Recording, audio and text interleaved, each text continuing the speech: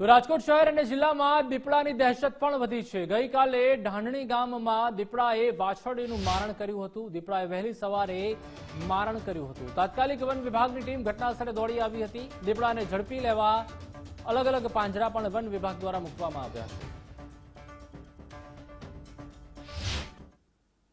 કાલ સાંજે જોયો તો રીંગણી મરી ગયો, પછી પિંજરું મૂકી ગયા ફોરેસ્ટ વાળા। તમને બીક કેવી લાગે દીપડાની? બીક તો લાગે ને, સાંજે વિયાઈ ગયા ગીરે।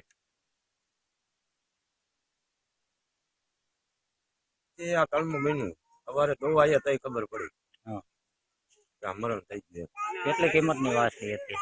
35 થી 40 ની ગણતરી ગણાય, ગીર ગાયની હતી ને, અંદાજ ગણી તો એટલી કિંમત ગણાય એમ। વન વિભાગ વાળા આવ્યા હતા? હા, એ તપાસ કરી ગયા કાલે।